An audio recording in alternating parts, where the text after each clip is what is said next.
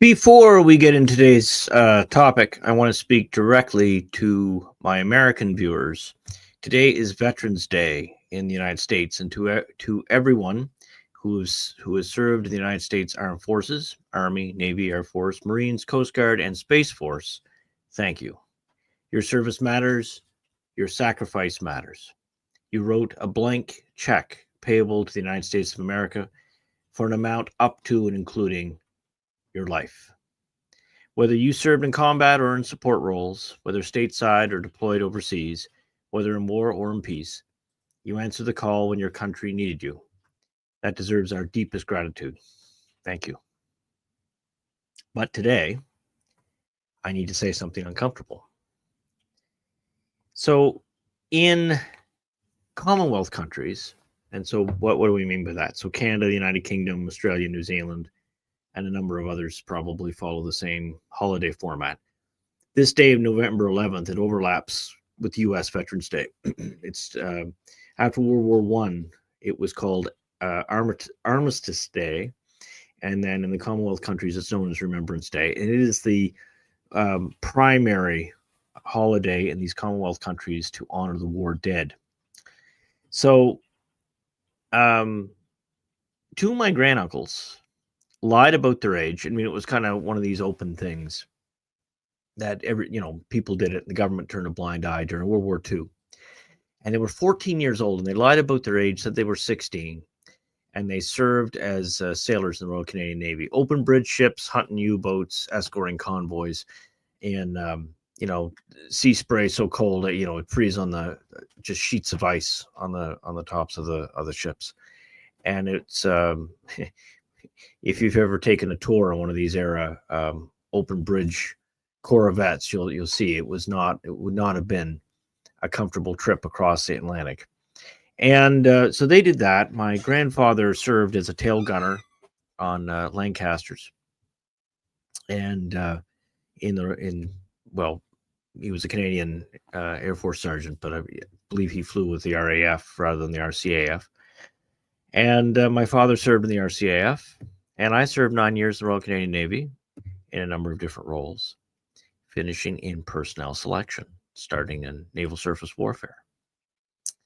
So as a kid and as a young man, I viewed military service as one of the most noble professions, and that hasn't changed. But I'm disgusted and horrified that the cost of life and treasure spent in World War I, and especially in World War II, was spent in vain for these Commonwealth countries, and is a warning sign for those of us who are American. Given what Canada, the UK, France, and other Western countries have done with the freedom that these heroes purchased with their blood. So we share across various nations the symbol of the poppy. And the reason why the poppy is a symbol of remembrance is that in the fields of Belgium, World War One, where a lot of servicemen of all our allied countries were buried, there naturally grows these poppies.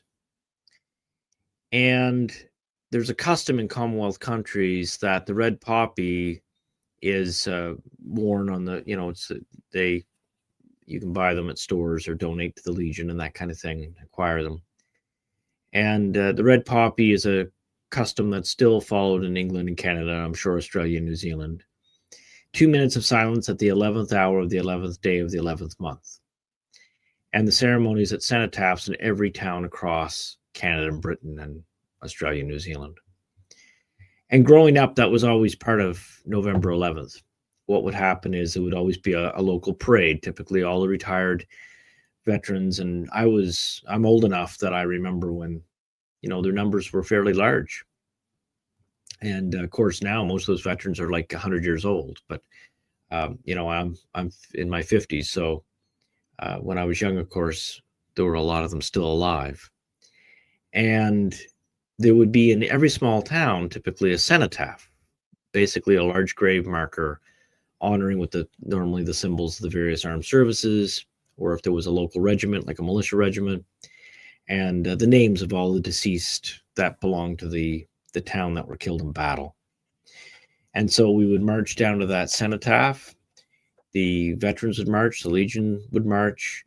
Typically, the police would be represented, the various cadet movements, the Army cadets, the Sea Cadets, the Air Cadets, Boy Scouts, any kind of civil organization would march in a parade to the cenotaph, and prayers would be offered by one of the local clergy. If you had a military chaplain, then the military chaplain or a retired military chaplain, they would normally do that. But if not, it was just a rotating thing with the local clergy. And my point is, every town had one of these, and it was a town ritual. And I know that they still continue it in many towns, but I suspect that the numbers that actually gather are probably a lot fewer than when I grew up. And these things are rituals of our memory, and it's kind of a nice little cultural tradition to have. There's a poem that every Canadian knows, or used to. I don't know what they teach the kids anymore. But back in the days when we had two genders, this was a poem that every Canadian knows. And yes, I'm being a turkey. It was written by a Canadian officer named McCrae, Lieutenant Colonel John McCrae. And although I think he was a captain at the time he wrote the poem. And he was a medical officer. He wrote this in 1915, and sometimes you occasionally see this poem reproduced for the U.S. as well, but it's of Canadian origin. In Flanders Fields, the poppies blow, between the crosses row on row, that mark our place, and in the sky the larks, still bravely singing, fly, scarce heard amid the guns below. We are the dead. Short days ago we lived, felt dawn, saw sunset glow, loved and were loved, and now we lie in Flanders Fields. Take up our quarrel with the foe, to you from failing hands we throw the torch, be yours to hold it high. If ye break faith with us who die, we shall not sleep, though poppies grow in Flanders Fields. We have broken faith. The Commonwealth countries have broken faith. We were an inch of losing everything in the United States of America if we had chosen a leftist government. And the thing is, you see, I know what some of you are thinking, that, hey, Bishop, they fought for our freedom, they fought for democracy, they fought against tyranny. And of course, we all agree on that, but what did those words mean to them? What did they mean to them? What was their concept of God? What was their concept of worship? What was their concept of church? The whole world has gone topsy-turvy. Like I say, you have a Supreme Court justice that doesn't even know what a woman is. That's the world we live in. That's our reality, whether we like it or not. Not the world I grew up in, not the world Felix grew up in, not the world most of our viewers have grown up in. What do we do with it? The men that died at Vimy Ridge, at Dieppe, on Juno Beach, on the other beaches of Normandy, in the Battle of Britain, in the Battle of Atlantic, in the Japanese theater. They weren't fighting for an abstract concept called liberal democracy. They were fighting for a specific inheritance derived from our various countries.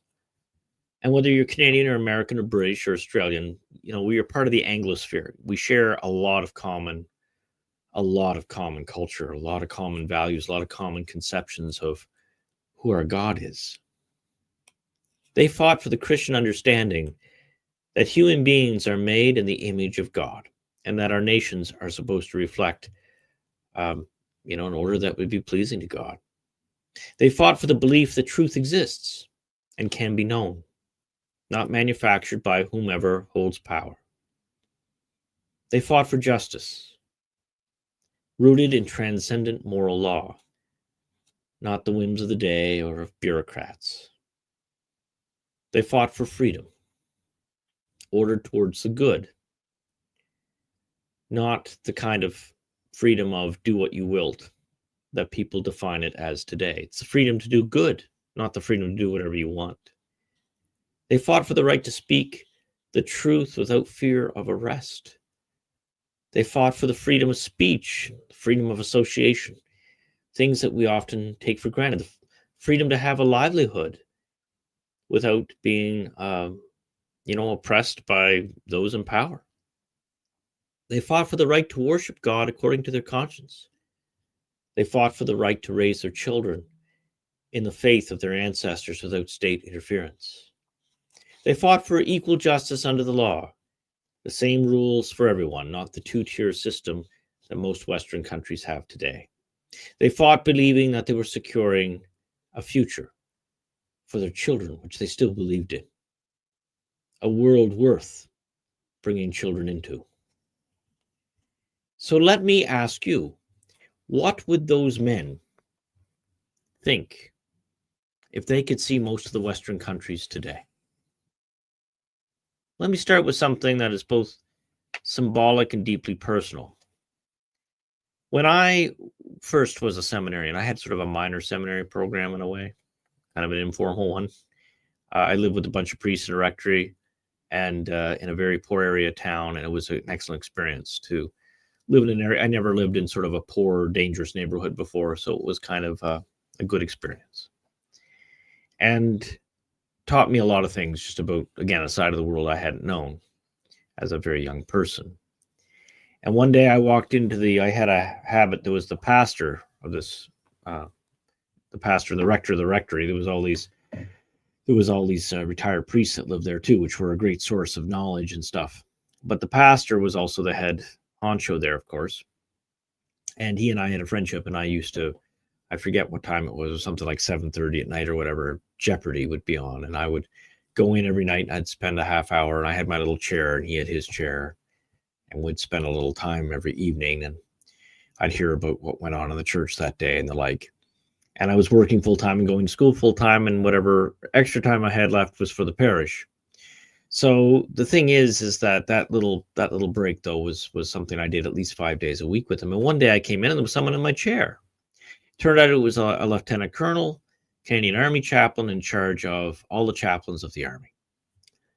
And we hit it off, and he offered me a job, and I was still finishing up my last year of pre-seminary. And I said, well, I'm not trained or anything. He said, that's okay. It's a trained position. Why don't you go into it? So I did. And when I did, I want to show you something here. So here, wrong one. Yeah. So this is just an AI created thing with the soldier with the torch. And this is what, unfortunately, a lot of Canada has become. It's all indifference. It's all just coexist. It's all pensionable time, man. And you can't see it under the text there, but the gentleman's holding a bong. So it's just sort of fitting. But I wanted to show you this. So when I first worked with chaplaincy services, on the left-hand side of your screen, you see what the badge used to be. So it's a Maltese cross. And you have, and the motto is the vision that Constantine saw. And then the round circle, sort of the wreath, is made of little maple leaves. And of course, the crown was under Queen Elizabeth II. So in hoc signos vinces, under this sign, we shall conquer. So they went from that, because it offended Muslims and other groups, they went from the cross to the tree, called to serve, versus under the sign, we shall conquer. And, well, that's what it is. But that didn't come until later. But the thing is, the message of that original motto, which, by the way, was the Canadian chaplaincy's badge for, I think, since World War I. Someone can fact check me if I'm wrong. The message was clear that Canada's military heritage was inseparable from the Christian faith of those who served. In 2006, they actually, I didn't have that picture, but in 2006, it was an interim step. They got rid of the unified Christian symbol, and now there were three badges. They kept one of them, the Maltese cross for Christians, a Star of David for Jews, and a crescent for Muslims. And the retreat started to begin. So I'm pretty sure we didn't actually have, there wasn't a large Jewish component in the Canadian Forces. I certainly don't begrudge them a chaplain, but it was just sort of odd, because I think the only ones they had in my era were like reservists, because there just wasn't a demand. And the only time there would be, I imagine, would be a military funeral with a Jewish officiant. And likewise, Islam was not a significant component during my original exposure to the Canadian military. And boy, has that changed a lot, right? Because by 2006, that was the beginning of the end. And then 2011, the Canadian Forces adopted that tree of life. And basically, they replaced the Christian God with the great architect, the false god of syncretism, which replaced the God of Abraham and Athanasius. And it's just bizarre. So then, you can't make this stuff up. In 2023, the chaplain general at the time, whose name was Brigadier General Guy Bazile, issued a directive. Military chaplains are now prohibited from using the words God, Heavenly Father, or prayer at official ceremonies, including Remembrance Day. They must deliver spiritual reflections that are inclusive in nature and avoid faith-specific and exclusive language. And this explicitly includes not mentioning the holy name of our Lord Jesus. And I have to point out, what did our Lord say about he who denies him, right? So let me be clear about what this means. Canadian military chaplains, many of them Christian ministers and Catholic priests, are forbidden to invoke the name of Jesus when honoring men who died believing they fought for Christian civilization. They cannot recite scripture at a military funeral. They cannot offer Trinitarian prayers at a Remembrance Day ceremony. They must deliver vapid therapeutic reflections on Canadian values. I mean, what the heck is that? And a search for meaning and belonging. What? I mean, this is like the equivalent of drinking a gallon of Pepto-Bismol. This is ridiculous. And the Canadian values, what? Unaliving the unborn and killing the older people? The official rationale? State neutrality. Meanwhile, who did all these men die under? The symbol of the cross, And the fact that 39% of Canadian Armed Forces members, according to a recent survey, now claim no religious affiliation. So they're like, well, chaplains, we don't want to be imposing our religion on anybody else. In other words, because some Canadians have apostatized from the faith of their fathers and their other ancestors, those who remain must be silenced. This is not neutrality. This is the active suppression of Christianity in favor of a new state religion. The men who fell at Flanders Fields, at Vimy Ridge, on Juno Beach, they were men of faith.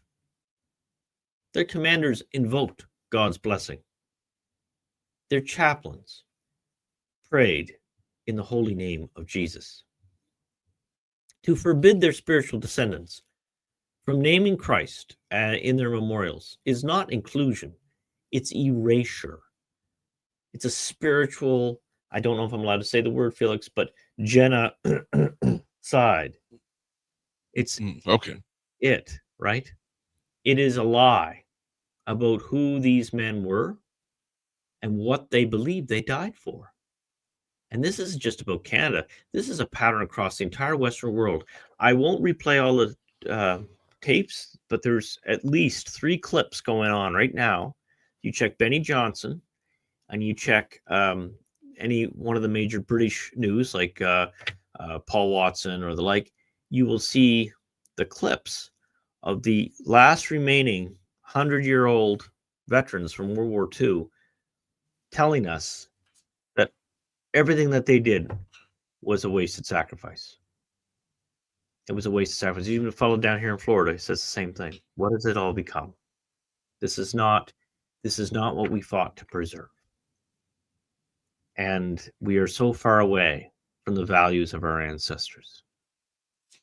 And some people get defensive and all upset and whatever. No, you know what? Like when the British newscasters dealt with this guy, they were treating him like he was a kindergarten child. Oh, we're so sorry you feel that way. Oh, don't feel that way. We're so grateful for you. Are you really? When was the last time you had your rump in church there, missus? When was the last time you cared about the pensioners being arrested in Britain for posting something on Facebook that the Politburo didn't like? When was the last time you stood in defense of somebody being harassed, some young girl being harassed on a bus full of newcomers? It's ridiculous. We win all these wars just to be conquered from the inside, to have our own children and nephews and nieces spit on the Holy Cross, and we let it happen. We allowed them to convince us that, oh, the absence of God is neutrality. You don't want to put your religion on anybody. How about asking what's true? How about that as a starting point? It's ridiculous. Even if you're a secular person and you're not a formal believer, the framework of Christianity is the framework of the West. And you cannot delete that heritage without destroying everything else. If you think you can be an atheist, and by the way, there's lots of smart atheists who understand this, smart unbelievers who are not officially Christian, who are nonetheless very pro-Christian. Why? Because although they don't have the assent of faith, they understand that without Christianity, the West will fall. That everything that we take for granted is gone because we traded the true God for the coexist sticker, the sentiment of the coexist sticker, sold to us with goods. Like, of course we want friendship with other groups and non-believers. Of course we do. I don't want to stuff my faith down anyone's throat. I want to be able to make my case, and truth needs no lie to defend it, and truth needs no threat to spread it. The truth is its own fulfilled argument. And the churches will be full if the message wasn't suppressed. Why? Because it's the only thing that's true. The other false gods of humanism and these other false religions leave people empty. And so the thing is that the chaplaincy surrender of Canada means something to the United States and the other countries. You know why? Because this spiritual betrayal plays out in other ways. Western governments now operate according to what has been called anarcho-tyranny. And that's when the state simultaneously fails to protect citizens from crime while harassing them for political incorrectness. So in other words, they're very particular about what laws they enforce and who they enforce them on. And they use the law, they weaponize the law to go after their political opponents. In 2022, some Americans know this. I want you to know this because this is important. Canada's like a canary in the coal mine for the United States. So it's important that you know what's happened there. In 2022, Tamara Lynch, or I'm pronouncing her name wrong, Leash, and Chris Barber organized a peaceful protest in Ottawa against the plague mandates. It's known as the Canadian Trucker Convoy. Most Americans have heard about it because it was also an American. They thought, it was a good idea, so it was going to want to organize in the U.S. too. But most of the restrictions were lifted, I think, before it got sort of on the go. So families, bouncy castles for the kids. And the worst thing that happened was a little bit of traffic disruption and some noise. But the Canadian government invoked the same law they do as if there was an outright rebellion, the Emergencies Act. For the first time in history, this act was there was another law that was enacted when there was a during a period of time there was a terrorist attack in Quebec. A politician and another fellow was kidnapped, and they invoked martial law back then. But this is the only time under the new law it was ever enacted. And police arrested organizers. Bank accounts were frozen without even court order. They all just did it. Well, and Canada has a constitution very similar to the U.S., just not a Second Amendment, and there's not really a guarantee of free speech. But pretty well all the other rules exist, including due process and that kind of thing. So under what authority were these bank accounts frozen? Under what authority was basically a variant of martial law declared? And later, the Supreme Court found that the law had been improperly used, but no one paid any consequence for it. The people that signed off on it should be serving some sort of penalty. They should be depensioned or go to jail for a period of time. But of course, if you're powerful enough, there's never any consequences. There, laws are only for the little people like you watching this, and that's the problem. It's an injustice, and God sees it. And so the thing is that the Crown prosecutors for these two organizers, not only did they want to cut up the guy's truck, he gave it to his son, but they wanted to confiscate it and cut it up because it was a symbol that upset them. Crown prosecutors, which is in the U.S., it's like from the DA's office. They sought 7 to 8 years in prison for presiding over some bouncy castles and some signs on the side of the road. There was no violence. There was no, like I say, at most there was some disruption of traffic. And they wanted to give them 7 to 8 years in prison for a peaceful protest. Now, the thing is, at the very same time, and again, you can look this up if it's of interest. It's a heartbreak of a story. But some newcomers, I guess we'll call them, got into a car, and they were driving around like idiots, and they ran over some poor person. And while this poor man was screaming, they just dragged him to the street till he's dead under the car. And they got 3 years, I believe it was. So the person who looks like me gets 8 years for causing mischief and for a peaceful protest.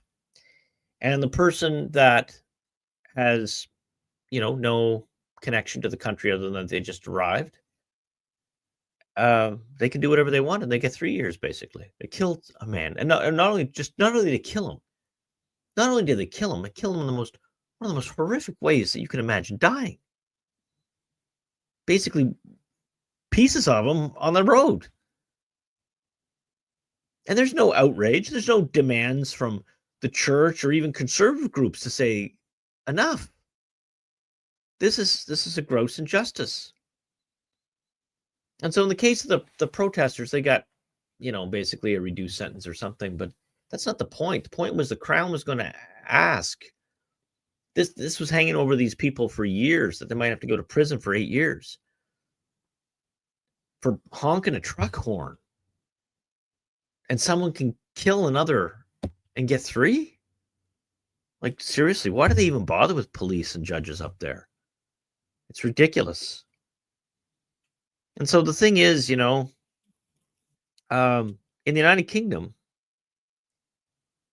this is another thing. In the UK, they make approximately 12,000 arrests per year, 30 per day, for social media posts that offend newcomers. So pensioners, a mom of 2 young kids, she got nearly 3 years. Actually, I think J.D. Vance got involved in that one. She got out. And, there's a lady named Alison Pearson, for example. She was a journalist. The police were at her door for a single tweet. Two parents arrested by 8 officers, detained 6 hours for a private WhatsApp message. A fellow named Peter Tatchell, who was a human rights campaigner, arrested for holding a sign criticizing Hamas. Graham Lynch, a comedy writer, arrested for expressing gender-critical views on Twitter. Darren Brady, British Army veteran, arrested for resharing a meme. His crime? It caused anxiety. Oh, give me a break. Meanwhile, in the UK, 90% of all crime goes unsolved. 89% of violent and sexual offenses go unsolved. Knife attacks, acid attacks, rape gangs, including piles, over 100,000 allegedly. Little children preyed upon by newcomers. Violent assaults. Police have no resources. How can they? They're too busy arresting pensioners for a Facebook post that gets them upset. And Canada is racing to follow Britain's example with a bill called C-63, the Online Harms Act. So by using vague definitions, again, they always sell us as a positive, as safety, as something good for the kids. With vague definitions of hate speech, anonymous complaints, rat on your neighbor, retroactive prosecution for things you said years ago. Given what we've seen, their abuse of the Emergencies Act against peaceful protesters, and by the way, you can watch this. You go on YouTube and you search for RCMP tramples protester. They took a horse. I actually was Ottawa Police. It wasn't RCMP. My apologies there. But the police trampled a disabled woman at this protest with a horse. And I'm pro-police, folks, but I'm certainly not pro-Ottawa Police. They should all be depensioned. As far as anybody involved in that protest, enforcing that protest stuff, should be depensioned if it was up to me. I don't want to see them in jail. I want to see their pension gone. They do not deserve a single cent from the Canadian people. And you know what? Saying I was just following orders is no bleeping excuse. So the thing is, there's a pattern that's clear. The state reserves its harshest judgment for peaceful dissent against their own narrative. Like the previous regime, they tried to enact in the United States, they tried to enact a ministry of truth. They called it something else. Maybe Felix remembers the name. It's all been declassified now. Traditional Catholics were on watch lists. This is not right. I can't think of the name. This was not equal justice under the law that our grandfathers thought they were defending. And so, we've really broken faith with this previous generation. And perhaps the most damning evidence that we have broken this faith is we don't replace ourselves. Do you know that Canada's fertility rate in 2024 is 1.25? So the replacement rate is 2.1. The U.S. is a little bit below 2.1, but it's actually one of the best in the West. And basically, Canada's been below replacement rate since 1972, and it's now hit the lowest rate in its recorded history. In British Columbia, Canada's most progressive province, the fertility rate is 1.02. So Canada now ranks amongst the world's ultra-low fertility nation. Do you see why they're welcoming all these newcomers? Who's going to pay for all the taxes, right?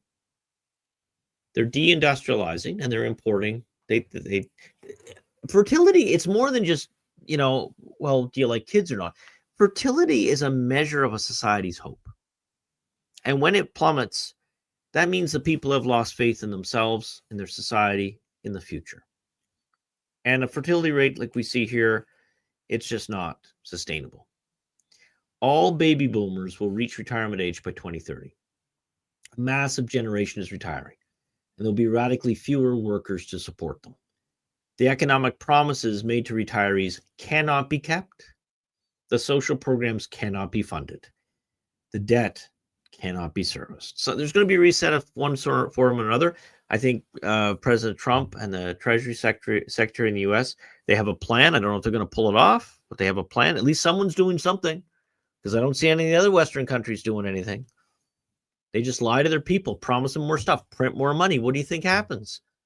It'll end up with empty shelves and unaffordable food that is on the shelves. And thank goodness that we didn't take that path in the U.S., or at least we could. I mean, New York did.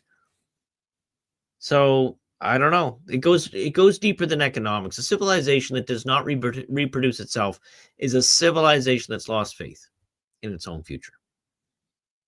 They no longer believe life is good, that children are a blessing, that the world that they would pass on to their descendants is worth inhabiting. Oh, but as long as they recycle, as long as the polar bear can float by on the iceberg, they don't care about humans. The men who died at Flanders, Passchendaele, they believed in the future. They believed their sacrifice would secure a world worth living in for their children and grandchildren.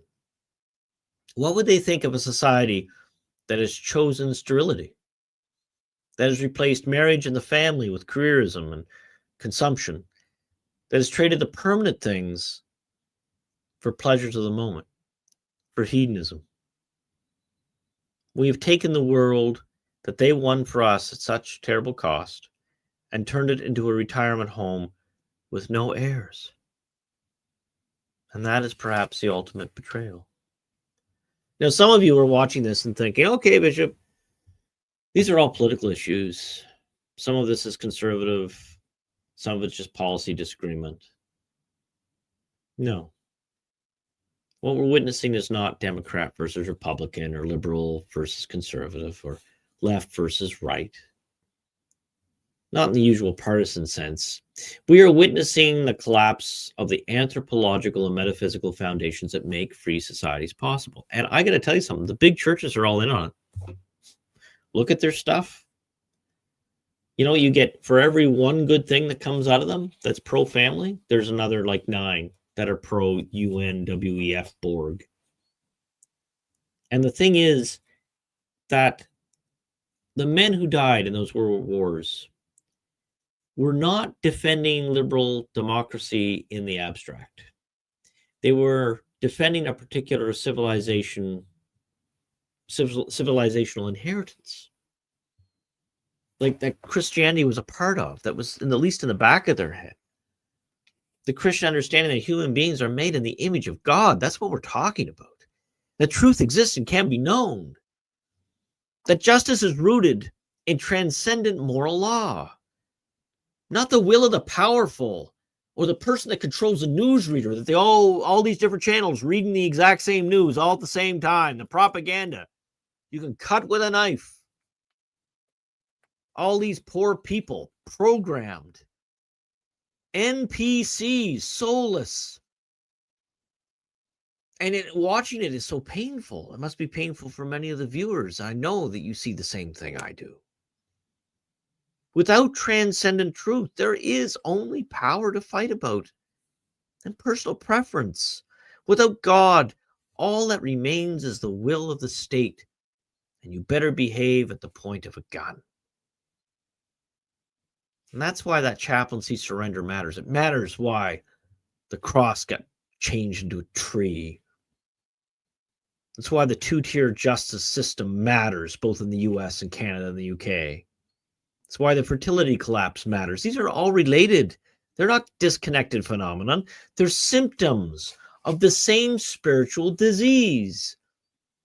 The West's rejection of the God of our fathers and the substitution with this false, garbage, coexist, tell-hard God that is incapable of saving anybody. They bait and switched the very God of our worship in favor of idols we have fashioned for ourselves. And when we're bored of our own little personal idolatries, we've got the Pachamama to give a great big hug to. In Flanders Fields, the poppies blow, between the crosses row on row. If ye break faith with us who die, we shall not sleep, though poppies grow in Flanders Fields. But there's another thing that we obviously, there's breaking the faith with God. What about all these saints that went before us? What about their inheritance to us? Do we embrace them? Do we spread their message to a world that no longer believes? Do we do it? Do we get off our rump? Or are we scared that people are going to think we're a religious wingnut? I mean, for me, that ship sailed, right? You know what? I got a funny story for you. I got a funny thought, actually. Felix has heard me tell it many times. But I'm going to share it with you if you haven't heard it. So there's near my church, there's this little diner called Frank's. And my residence is no longer near the church. But when I lived up near the church, I used to go to this place, I'd say maybe twice a month. And it's a little diner like every town has them. Just a little place you can get breakfast or a little brunch or something. And I tell this story as a thought exercise. So imagine if you went to Frank's and you just got up in the middle and you just said, I just want to thank God for this day. Praise to you, Lord Jesus Christ, and for all you good people for sharing, my community. I just hope that God blesses you abundantly. And then you sit down and have your coffee and eat. Now, imagine you doing that, first of all, and then imagine you seeing a stranger say that. Now, some of you would be absolutely horrified to get up and say something like that. You wouldn't, some of you are scared of saying anything in front of a group of strangers. It's a natural human fear. But I want you to put yourself in the position of the spectator for a moment. Now, there's 3 reactions that'll happen if someone did such a thing. Here's the 3 reactions. The first reaction would be like, what is that idiot doing? He's interrupting my dinner. I don't like that guy. All right. The second reaction is, so that there's a person that's repulsed by the action. Then there's the person that's kind of indifferent. They're like, okay, that's kind of weird, but they're not offended. They're just like, I wonder what inspired that. And then there's the third that'll say, amen, brother. Praise Jesus. Now I got to tell you, it's a litmus test for if you are in God's friendship, then you are going to be attracted, or at least not repulsed, by a holy thing. But if you're repulsed by it, then that's a powerful signal. And our society is repulsed by the holy by and large. Again, probably not most of our viewers here. I'm sure we have some people that are sort of lukewarm or just sort of kicking the tires that watch one of these videos from time to time. But I'd be very surprised if someone who's truly hostile to the faith does. The thing is that Lieutenant Colonel McCrae's poem carries a warning as well as a tribute. If ye break faith with those who die, we shall not sleep. We've taken the inheritance purchased with blood and squandered it, to a lesser extent in the U.S., but the whole West has done it. We've surrendered the freedoms for which they died to bureaucratic tyranny. We've replaced their God with therapeutic platitudes and false gods. We have chosen demographic extinction. We don't have enough children over the hard work of building families. And to be fair, we haven't allowed the policies to exist to allow large families anymore. The debt we owe cannot be repaid with ceremonies and empty words. It can only be repaid by choosing to live as though the things they died for still matter. So what does that mean practically? It means naming God in the public square. So this is going to have some of you outside of your comfort zone. We must once again name God in the public square. Religion's not a private matter if you believe in the gospel. Even when the state demands silence, we are going to be loud. It means having children and raising them in the faith. And if you're beyond childbearing years, then you can support your family members that hopefully do, or adopt a family as someone that you're going to sort of help sponsor. And even when every economic and cultural pressure works against it. It means speaking unpopular truths, even when doing so invites censorship or prosecution. It means rebuilding the institutions, the churches that have, by and large, fallen from their way. They talk about recycling and open borders more than they do the gospel and the salvation of souls. Families, communities that make free and virtuous life possible. We got to build those institutions again. A media that is punished when it doesn't tell the truth. It's one thing to get something wrong. We all get things wrong, but there are some that intentionally deceive us, and we've got to really shame them. The thing is, it means, in short, to refuse to go quietly into the demographic and spiritual extinction our elites have planned for us, these globalist elites. It's true. It's not conspiracy theory. Go to read their websites. Look at the influence they have. They have it all mapped out. They want to reduce world population. They want to get rid of nationhood. They want everything to be post-national. They have a very Malthusian view of humanity, that humanity is the enemy.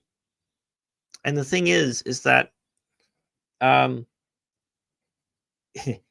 we have to work for these things, not through violence and not through revolution, but through the patient, costly work of restoration. Now, I suppose hypothetically, the environment could change that. Well, some countries are probably going to need revolution, like the UK, for example. I don't think they're going to be able to reform it. There's a lot of hope in the US right now. We'll see if it bears fruit. The men who lie in Flanders Fields, buried there, and countless other graveyards across Europe and beyond, they did so, they did not die so that their descendants would be forbidden to name Jesus.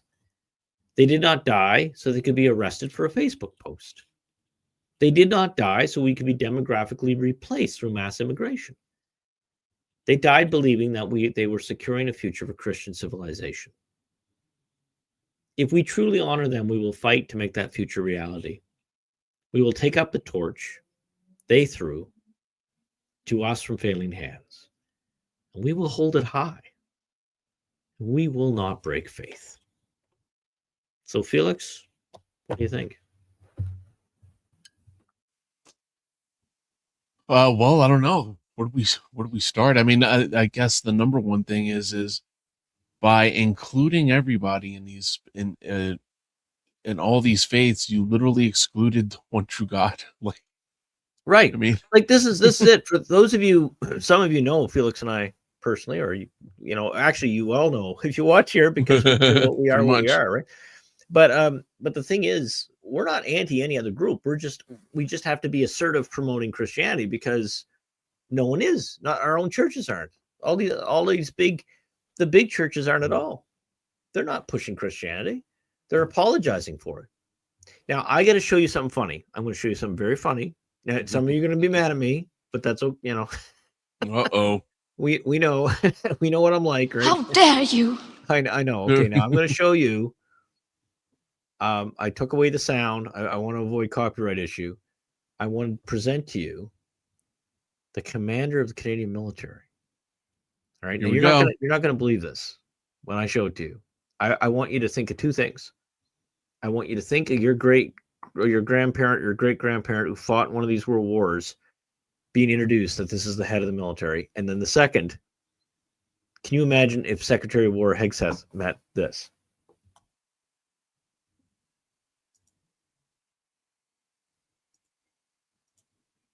How do I get going? There we go. So I took out the sound. This head of the Canadian military in this speech was crying. She was apologizing for racism. She broke down in great tears. Exactly. Now, I don't know about you, but if Constantine and Charlemagne or Secretary of War Hegseth saw that, was introduced that, is the head of a military of a Western power, I would love to know the reaction, Felix. I can't even. I don't think I can come up with an reaction. I don't know. Yeah, but I mean, like, he who cries first loses, I guess, in war, right? I mean, I don't know. Like, this is You didn't know, did you? You didn't know that's. Yeah. So the only thing that's on our northern border of the U.S. is Canada, and that's the head. Oh my God! Well, I mean, I'm sure she has very impressive pronouns in her email block. Now, nothing like a DEI hire to make it all work, right? And ironically, I think that who was the one that we had? Because I mean, like, we shouldn't throw stones. But okay, Felix has a point. The previous guy, there was one guy there. At least this one's honest. Yeah, right. But at least this one, at least we found someone that this one could beat up. Whatever. I can't remember this one's name. Well, I'm sorry. Again, it may come across a little mean, but I'm sorry, guys. There's no red-blooded male that's gonna view that individual as inspiring. And it's more than optic, Bishop Miguel. Yeah, I know it's more than optic, but it doesn't matter. You know, I mean, in this sense, it's just that, you know, It it's is also an optic, whether yeah. you want it or not. You know, Yeah, I can even if almost guarantee you she's been blessing more rainbow crosswalks than going to going to the cenotaph and praying for the war dead. So yeah. it is what it is. So yeah, so I don't know, Felix, you got any did you okay, so I'm gonna ask Felix, and you guys can weigh in on comments and stuff too. Felix, did you ever hear the Canadian Freedom Convoy, the trucker convoy? Oh, when they were honking horns and yeah, absolutely, I was following that. Yeah, rooting for So them. it made the Florida news down here. I'm just sort of curious. So what was the impression of? I mean, I know it wasn't a big talking point down in the U.S., but by and large, you'd say most Americans would have probably supported those truckers. Well, yeah, I mean, I can definitely just speak for myself. I was definitely pro trucker. Um, yeah, and they were, and it was just insane to see the retaliation Oh, the that was brutality, taken even by the against them. police in Yeah, some cases. Yeah, I mean, yeah, people like to think Canadians are so nice, but they weren't. They're not nice. They're not nice to when you want to protect your constitutional rights and you right. come against the state with it. Do you know they inspired some things? So again, I don't know how many of you guys like. Again, I don't know how common it is people watch a lot of sort of non-urgent, non-American news, right? But that trucker convoy inspired certain labor protests and whatever in the UK, the Dutch farmers and the German farmers. So it sort of cascaded. Canadians inspired the UK and the Dutch, and then the Dutch inspired, the Germans and the like. And basically, I forget it was the Dutch. It was the Dutch that did this. They took their the World Economic Group, these Yeah, globalists that we were talking about. They don't like humans very much. So one of the things they want to do is shut down a lot of the food production. And one of the ways that they do it is they outlaw the fertilizer. So the Dutch rose up against this fertilizer thing. Plus, their lands were being confiscated to make condos for the newcomers. This beautiful farmland that's been in generational, families for generations. And the UK, the way they went after the farmland is they put such an inheritance tax on the land that the kids couldn't keep the family farm. See, so they do this stuff all quite intentionally. And in Canada, then they're giving away whole pieces of cities to Aboriginals. And meanwhile, people have been paying mortgages on their house. Well, it doesn't matter. It's not like the government's going to buy the house even to give it to the Aboriginal. Oh no, sucks to be you. There's a hatred of the people that are in power for the ordinary person. And so the Dutch rose up and they drove tractors and they surrounded like various government squares and stuff, and they started spraying manure everywhere, which we won't touch. I shouldn't have even said that, Felix, because it's yeah. been in the news. There's been that release of what happens at certain celebrations in India. Oh yeah, yeah, yeah. I know. If only we could have combined both events, and like everyone would have been happy. Right. Anyway, let's not go down that rabbit Shame hole. on us. I know I'm awful, guys. Like I'm either you like it or you're horrified by me. I'm sorry. But yeah, that's a riot. I gotta say. So for those who don't know what I'm talking about, there's this citizen journalist that went on and he put on like basically a hazmat suit and he went to visit and according to the World Health Organization, which I'm not a fan of, but they were referring to some unsanitary practices in certain countries, and certain countries like to hurl literal feces at one another. So this guy went because he wanted to know if it's true, and it was, and he took a video. Right. He took a video of all these festivals where the whole town is throwing poo on another, and they were like, we're talking like Nolan Ryan fastballs of and then he upsets the country, right? And he upsets the immigrants from said country, including a very famous conservative commentator whom I like normally, but he got mad, and so anyway, what happened was, the fellow was brilliant. It's great marketing. The guy said, listen, my family's been threatened. I've been threatened. So I'm not going to release this documentary. And then then like 2 days later, he's going to release it. Like, the documentary's out. Right. Yeah. So anyway, I'm probably not going to watch it because I'll end up, getting sick. But I know, right? Yeah, when you're not going to eat it while yeah, watch while we eat dinner, you know what I mean? Like, right, when are you watching that? right. So You I know? don't know, guys. It's just, I mean, the whole world's gone nuts. You know, it's funny. I sometimes tell my flock too, right? I said, I know I sound crazy, but what would you expect, you know, a person to sound like if the world's gone mad?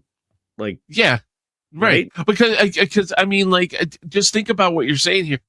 People are going to think that we're crazy because we're laughing at people throwing poop, which in any cartoon, Right. whatever it is, it would be a punchline or any comic. Yeah. So we would be the weirdos for laughing at that, but Well, they're the normal what ones. strikes me, Felix, is at one point in time in history, someone actually had the idea that this would be fun, and then convinced other And people it to do caught it. on. Oh yeah, Right. yeah, and well, and this ties into because they think cows are holy, and this is cow Yep. stuff that they're playing with here, and I mean, if there was ever a better commercial for Christianity, like honestly, it's like Christianity, we do not fling poo, I No, mean, like sometimes figuratively, yeah, really not literally. Now I would like to open it up. I haven't seen the comment thing. I don't have my we got a bit, and we yeah, got the but great I Father also Haygood and Dale. we're going to go through those, but I'm going to encourage folks if you have a story of an ancestor, a parent, grandparent, or whatever that has served for our freedom, and you want to honor them here, like put it in the comments, and we'll acknowledge it. It's amazing, you know, and I thank every person watching here who served in uniform. Thank you for your service. And I think most Yes. of the people that would be inclined to watch us is probably in agreement with us, Felix, that we have to do better as a civilization to honor this sacrifice. Yeah, yeah, yeah. The best way to honor their sacrifice is to give housing to immigrants, apparently. So, Apparently, and to recycle. yeah, and And to recycle. recycle. And but no, actually, yes. Thank you to all of our brave men and women that are, like you said, they signed a blank check to Yeah. fight for this country. So thank you, and you definitely do honors. And I'll tell you what's sad. I'm gonna confess. I had no idea it was Veterans Day until you told me during a Right. stream. I saw Well, nothing about actually, it. I'm glad you mentioned it though, because now you guys will have to explain to me because I'm a new American, but the the what's the okay, so Veterans Day, which over is the same as the Commonwealth's Remembrance Day, there's Yeah, also this connotation of acknowledging existing serving members, correct? of course. Okay, so I and would then think so. Yeah. your day primarily of the dead is Memorial Day in the spring. Memorial Day. Right, right. Right. That would be for the fallen So vets, right? right, so that's what I'm just saying. The Canada and the UK, there's not really any day that honors the existing vets. Okay. There's just Oh, wow. no, but that's fine. Ugh, Lord Well, only knows what to do. They make you do. Oh, I should find that day. Oh, I should show you. right. So if Felix ends up answering one of the questions, I'm going to take the time to show you a very funny video. But Okay. I hope it's not copyrighted. I'll get in trouble. But whatever. I will look that up if there's a comment on there that you can riff off for a little bit. But what was I going to say? Yeah. So just so you understand, that's why there's the poppies and the emphasis of the cenotaph. It's actually really a beautiful thing because there's not a lot that Canada does. Like the U.S. even in the good days, the U.S. was always more of a patriotic nation, and Canada's patriotism was sort of quieter. But the one thing I would say that was kind of neat that you would see a fair bit of the community come out with the prayers, the cenotaph, even if people weren't overly religious, it was something that was done to honor the people that went away. Some towns lost all their men, right? The Yeah. province of Newfoundland in World War I, they lost a whole generation. So it was kind of a serious thing, and Can that's you? Oh, Lord. yeah, a whole generation of men gone in Newfoundland. But anyway, let's And work through yet the it's comments. now that we're dealing with, it's now that we're dealing with the population problem. Yep. Go Sure. figure. Okay, yeah, let's go through the comments. Let's see. I'm going to start far back here and add questions and comments. We will try to get, answer most of them as best we can. So Father Haygood kicks us off with excited for tonight's episode. I have some news, which if you haven't posted it yet, Father Haygood, I'm definitely curious to know. Let me see. Okay, that's me. All right. Aries says hi. Hi, Aries. How are you? Hope you're enjoying the show and still with us. Norm says good to be back. It's always good to have you, Norm. Norm also says, I am slowly reading Robert Andrews' biography, Churchill, Walking with Destiny. I always think of what he would be thinking and feeling if he saw what Great Britain has come to in this time. Well, I mean, there is also the Stephen Carroll, the Stephen Carroll book on Churchill and World War II, which I think is a little bit more popular, but I think a bit more controversial. I'm sure Stephen Carroll had some thoughts about what Churchill would be thinking. Let me see. Michael Mitchuff says how they would be so sad how people worship false gods. I think that's what he meant to say here. Uh-huh. Yeah. I think that's the biggest problem. The inclusivity in the sermons, like you said, like and it's actually exclusivity. It's this war on words. It's disgusting, and I think it did kind of hit me like a ton of bricks here. Like what I said earlier, it's like you're including everybody and excluding the one true God. Uh-huh. Like, think about how dumb that is. Go to a restaurant and they fit in so many people, but they couldn't allow chefs. So this is where we are. Yeah, absolutely. Father Haygood says, my nieces and nephews call me with their religious questions, and I love it. I love knowing that they can come to me for that. That's awesome. That is awesome. Father Haygood, I think we all kind of agree that the pendulum's swinging the other way, and this new generation coming up might be ultra Chad based, with a little prayer and guidance if we're lucky. That's right. I think we will be all right. Norm says, you can't make this up. I find myself repeating this refrain: values lost, turned upside down, good is bad, bad is good. This is spiritual war for sure. Oh yeah, no, and Scripture's very clear that there'll be a time when evil is called good and good is called evil, and then our Lord repeats that they'll cast you out of the synagogues and do evil to you and say it's in their God's name, right? Oh yeah, I think the demonic has been flourishing, and it's funny because I was watching a video today that I believe you have talked about, at least the content, not the video itself, but I think it was Leo the 13th. Mm-hmm. Maybe it was Leo the 13th who had a dream that there was going to be that basically that God that the devil said, if you give me a certain amount of time, I can wreak havoc on your church. Absolutely. Yeah. And God said, he goes, okay, here's your time. Yep. I think this just, it reminds me of Job kind of like where we can, I think we are going to come out on top as long as we keep our faith. That's the story of Job. He never lost faith, but it got bad, let me see what else. One of my favorite quotes from the TV series Outer Limits: without love, drones cannot be men. Without love, men can only be drones. It's true. Real love, not fake love. Agape love. Yeah, which for those who don't know means selfless love, right? That's selfless love, right? That's they that's the love they usually associate with Jesus, right? Agape. Absolutely. Right. Okay.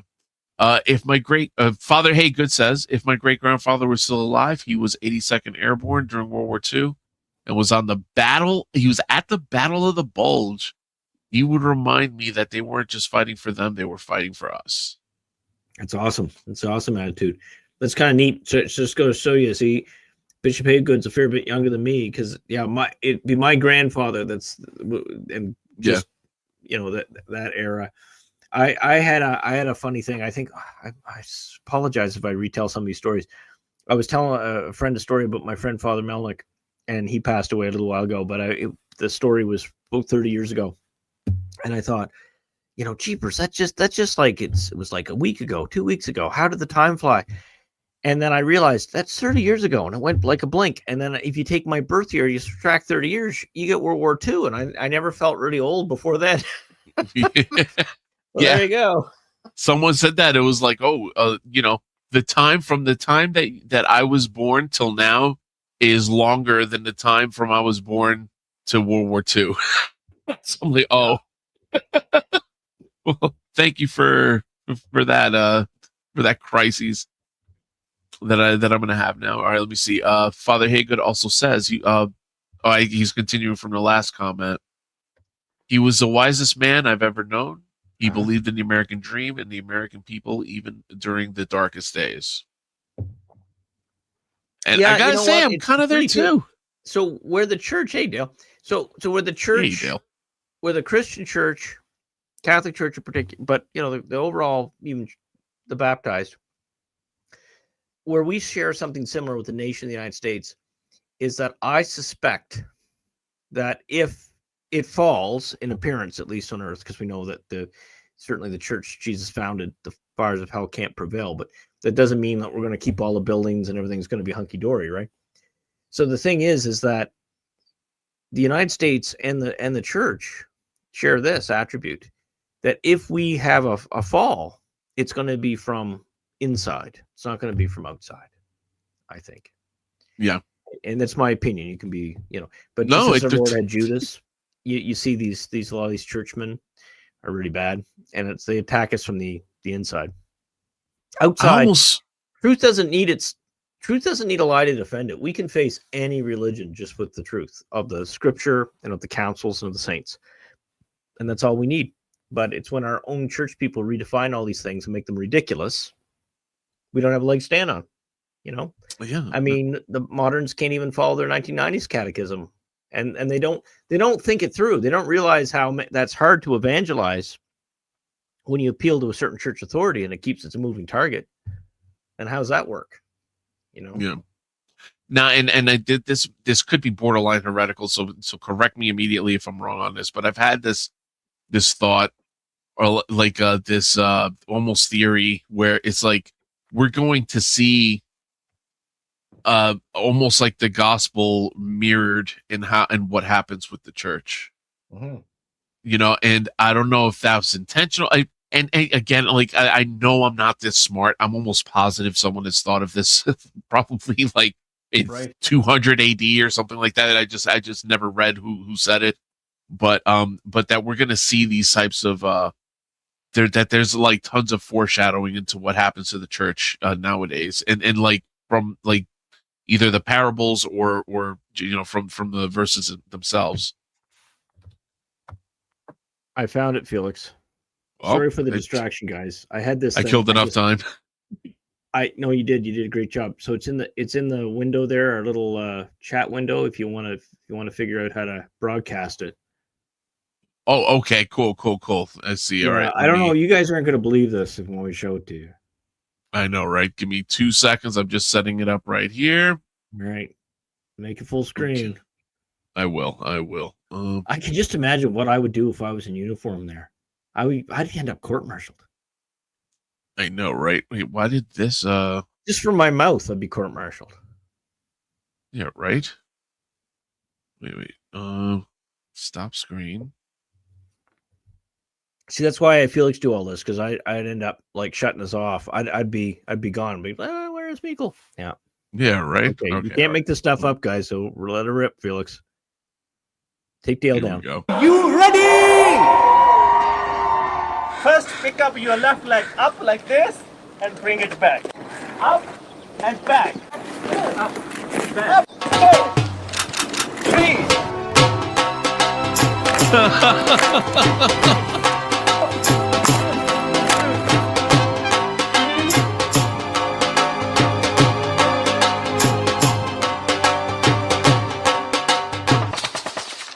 ਓਏ ਚੱਕ ਚੱਕ ਲਾ ਚੱਕ ਦੇ ਫੱਟੇ ਤੇ ਚੱਕ ਲਾ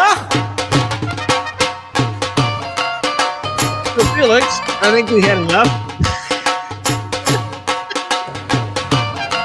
I guess we Yeah. So, guys, yeah, exactly. You that can better? understand that our enemies are going to run away in fear, but maybe for the wrong reasons. Yeah. And Was I'm this sorry, before listen, or this must have been I'm before sure- the pooflinging? Oh, I'm sure sorry. Was the that spiritual leader is a kind and sweet man, and I'm sure there's nothing malicious in him at all. But this old sailor and this Catholic is absolutely horrified at it all. And it's Yeah. like, now I got to tell you something. Now, again, you guys are free to, I try to separate when I'm talking to you about stuff that the church demands us to believe, and then just my opinion. The following is just my opinion. Is that because I don't know what God's view of this gentleman is or what have you. But what I can tell you is that the devil, when he's not content just to get any of us into mortal sin, wherever he can, he likes to reduce our dignity because it insults the incarnation, right? So why I say, well, we might disagree is you might say, well, that didn't reduce human dignity. I say it does. We're wearing a uniform. We're supposed to. That was the uniform I used to wear. That's the combat dress when you're for seagoing combat dress. The blue and the black there. Australians and Brits wear the exact same uniform, just our country's different on the tag. Yeah, I just, to me, it's a, on one level you're just saying, oh, you're just having fun or whatever. Fine, it's at a barbecue, you're in civilian clothes, but that was at a work day, and oh well, let's light up the firefighting helicopter and great big bonfire and flames, right? Like one of the top comments on there was like, "Forget Burning Man, I'm going to Burning Helicopter next year." Someone say funny. that? Yeah. Who said that? That's awesome. Put that up there. Oh, I just closed it. Hold on. Oh, I'm sorry. You mean on the Yeah. comment on that? I thought one of our crowd did that. I was Yeah, going to say, okay, who gets the prize for being clever there? That's cool. Yeah, that's hilarious. But see, this is the thing, right? Like, I mean, I was okay when I was in, the crazy just started coming, right? Like I retired before the worst ever happened. Right. But one of the crazy things was when we were at sea, the rules came in. Men could no longer relieve themselves on the bridge wing because fish would be polluted by, human pee. And then the other thing was, I mean, that's fine. And so, I mean, there's mixed crews now. I can sort of understand. And then the other thing was you weren't allowed to pour bottled water overboard because that would hurt the fish. Yeah.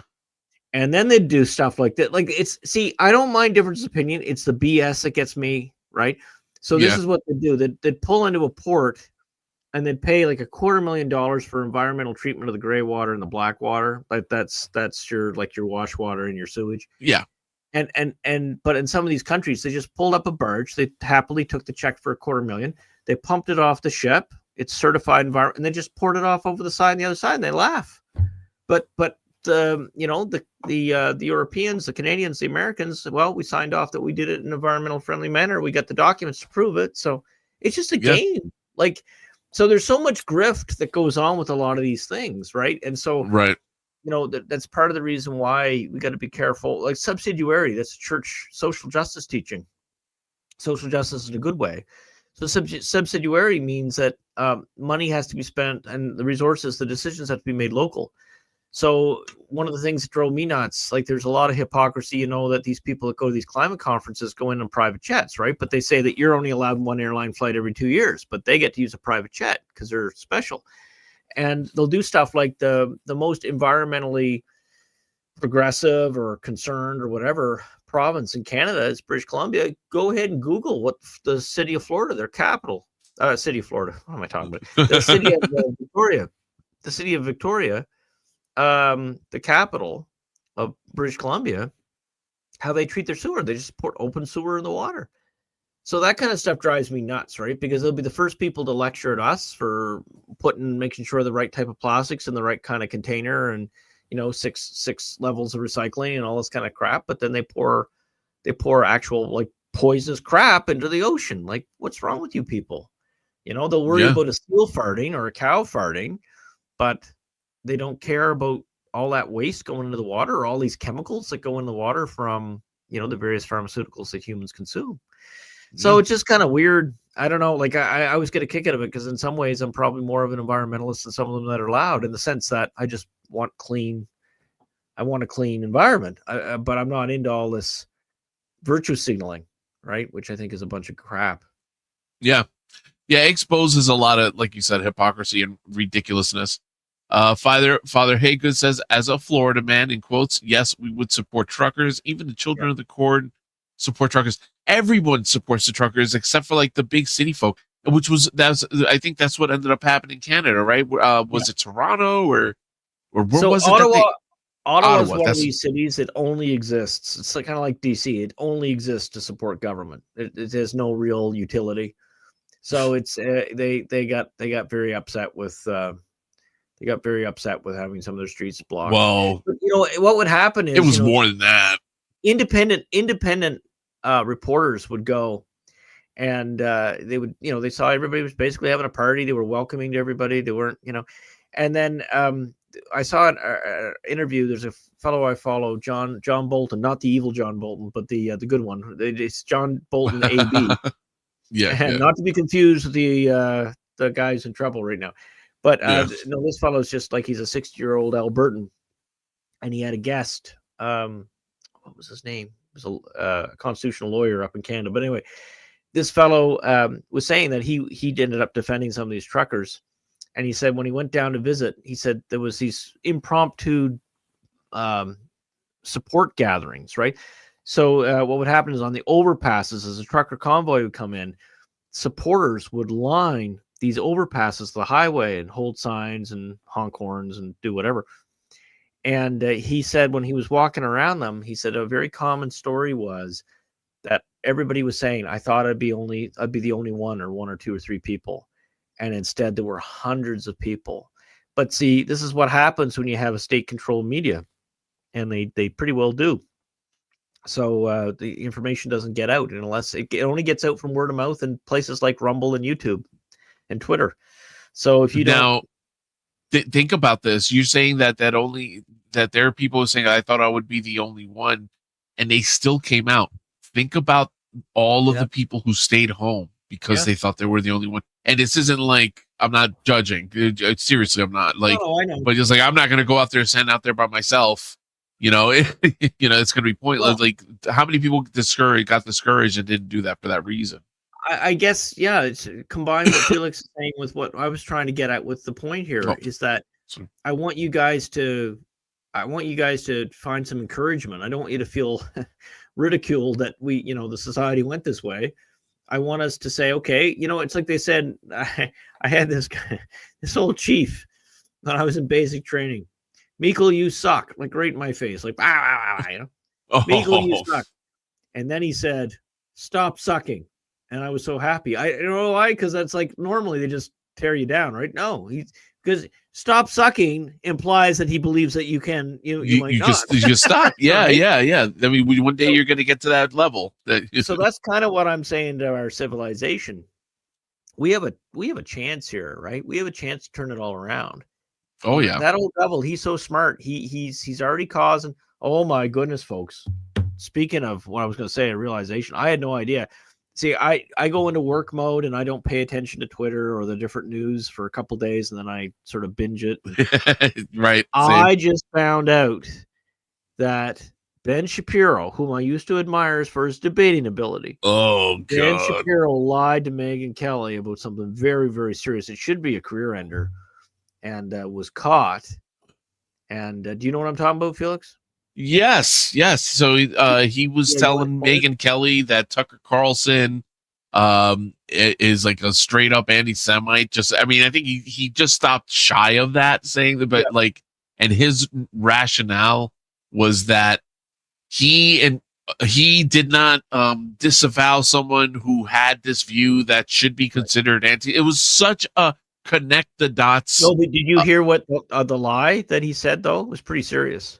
Yeah. It was basically that he was that No. Tucker... this is going to be news for you too. Then. Oh, okay. I mean, yes, you're absolutely right. That's a lie. But I mean, you could argue, well, that's just his view and it's wrong. That's a stupid opinion, right? It's a stupid opinion.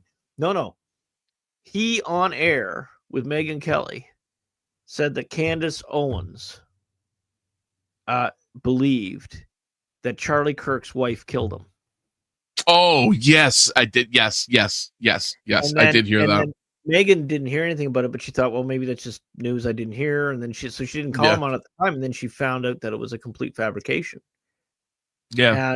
And so, I mean, this is the problem, folks. We can't allow the bad guys to pull us into their pit. All right. Oh, yeah. When the last election happened, there was a whole bunch of people on the conservative side that thought that end justify the means. That's what we got to do. So we just gotta out cheat them. No, no, never. You know, the minute we fall into that, then it just becomes power rather than being about the real, true, and good. It's not power under the real, true, and good is a noble thing. It's a tool. It can be exercised in a righteous manner, but power for its own sake always leads you to evil. And the notion that the ends justify the means, they do not. They do not. Yeah. It is important how we win, right? Oh, and this is definitely going to open up some wounds here, because, like, especially with Ben Shapiro and what he represents, there's definitely a reckoning coming for like the certain lobbies. The devil wanted to spit. I don't want to call us the conservative movement, because there's libertarians and sort of middle right centrists. I want to call it the non-left movement. So the non-left movement this is a wedge between us, right? Because we're about 50-50. Like, the way, I don't want to get on this rabbit hole. It might be worth a show. Then again, it might get us permabanned. I don't know. Oh, but yeah. You should totally do it. I don't think, like, my position is, and I'm of all the people that are watching here, we got the whole spectrum here. All right, we got the whole spectrum. I know we do. But my personal opinion is that I don't consider myself anti a certain ethnicity just because I don't want to fund their wars. Right? I even support them having their own nation, but I'm saying they should not presume that it's our job to fund their wars. And they start crap, and then we're supposed to get them out of it. And we have a congressman in Florida, and I don't remember his name. It starts with B, I think, or something. But that guy basically was going on that his loyalty to this foreign nation is bigger than his own. Dude, you're violating your own oath against Ted Cruz. So get out. Ted Cruz said that. He said that on Tucker show, pretty much. I never thought, like, I'm not against Brett Cooper. I don't know Brett Cooper. I just saw this clip. I've never watched one of her shows in totality. I just see her on clips, but I will say this.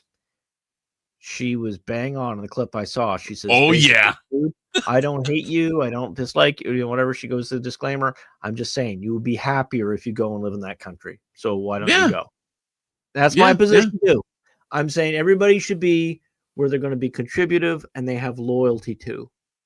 So, and I think Ben Shapiro is they're stealing pixels from your stream right now. For some reason they got us in the low resolution.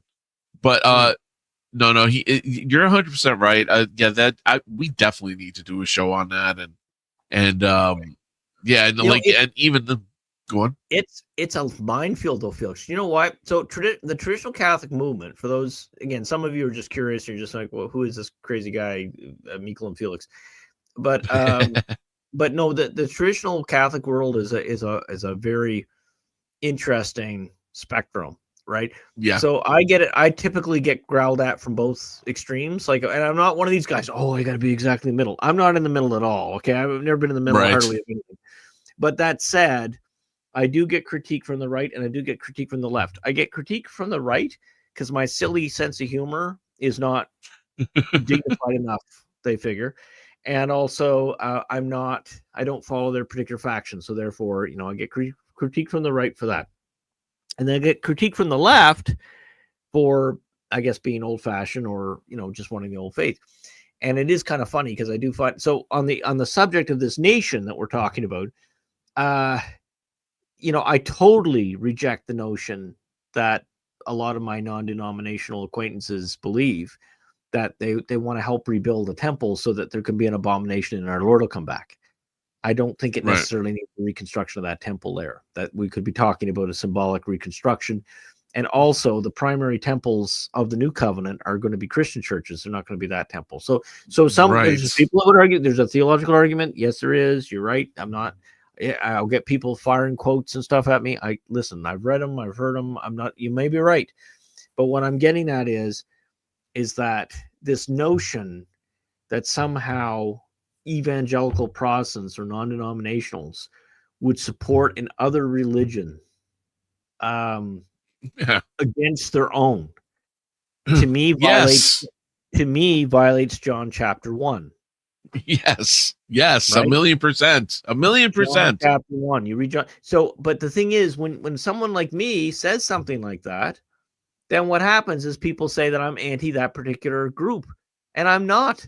I'm just saying the teachings of my religion in John chapter 1 contradict my evangelical friends, my non-denominational friends, and this movement which demands American taxpayers borrow from other countries to fund that other country's war. That doesn't make any sense. None of it makes any sense. Well, there's veterans in the streets, okay? So if you want to support that country, move there. Yeah, and again, this gets me angry a little bit, because we're being accused of being anti-them. Let me tell you something, guys. And again, I'm speaking for myself. I'm not speaking for Father Meikle or for the church in this sentence here. But look up what they believe is happening to our Lord right now. All right, in their own encyclopedias. In their own writings, and the fact that they would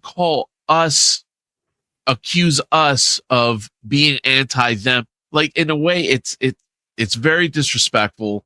I don't know, like, Father, let me tell you, my views have been so topsy-turvy again for guys who've been listening to the show for a while. I was like a crazy loony liberal lefty up until maybe 10 years ago or so, like, the around a little after the first Trump election or whatnot. But sure.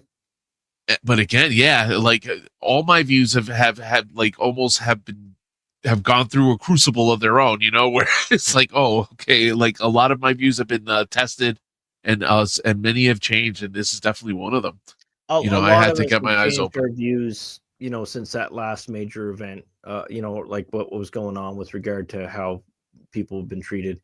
And I guess it boils down to, I agree with, again, I don't mean to make it a political issue, but I agree with what President Trump seems to be wanting to do, is get America out of a lot of these foreign entanglements and focus on the Western Hemisphere. And, that's just, it doesn't make any sense. I don't care whether you're a hawk or a dove or whatever. It makes zero sense to borrow money on future generations that we're not even replacing properly and fully with our fertility rate. It does not make any sense to make these commitments while we have so many people that need help here at home. And it is what it is. I'm not saying we should completely cut off help or whatever. I'm just saying I think we have to be very clear on, it's got to be a win-win. It's got to be a benefit of both parties. And the other thing is that there's been some serious allegations, which I'm sure I'm not sure, I'm hoping whatever the truth is comes out with regards to how various intelligence services of supposed allies have been working against the American people. And if that's true, then that should all be exposed, and the American people will make up their own minds. And, if it's not true, then let's find out whatever it is. But anyway, didn't mean a rabbit hole. Do you want to keep going through the comments, or we won't get through? We're doing a half hour. This was one of those necessary rabbit holes. So this was I hope you do a show on this. All right, so let me see. So Cynthia, always good to see you, Cynthia. She says, my father and all my 6 uncles were either in Japan or Germany, and a great uncle in World War I. I think they have been praying for us. So please, may they keep praying for us. We need all the help we can get.